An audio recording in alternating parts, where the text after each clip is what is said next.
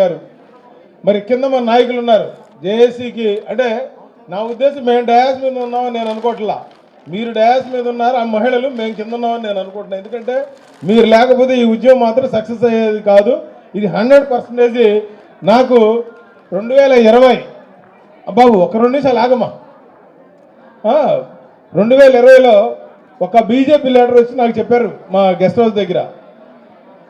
ఏమని చెప్పాడంటే, ఈ మహిళల ఉద్యమం భారతదేశంలో ఏ రాష్ట్రంలో ఇలా మొదలు పెట్టలేదు, దీంతోనే ఈ ప్రభుత్వం పడిపోద్దని చెప్పి నాకు మా గెస్ట్ హౌస్కి వచ్చి చెప్పాడు ఆయన ఆ రోజు శివస్వామి దగ్గరికి వచ్చినప్పుడు.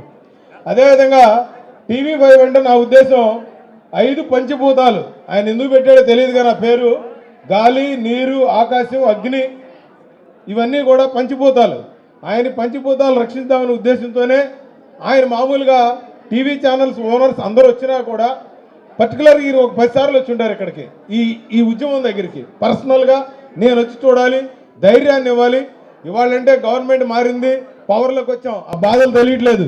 ఆ రోజు చూసాం సుధాకర్ వచ్చాడు దాక్కోవడం, మహిళలు వచ్చాడు దాక్కోవడం, రాంకోడే గారు అయితే ఎడిపారిపోతాడు అంటే కేసులకు భయపడి.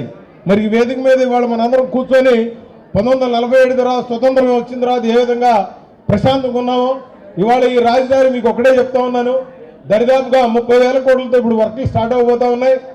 మీరు ఒక 10 సంవత్సరాల తర్వాత 100% హైదరాబాద్లో ఫైనాన్షియల్ డిస్ట్రిక్ట్ లేదా న్యూయార్క్ సిటీ లాగా ఆ విధంగా ఉండబోతుంది.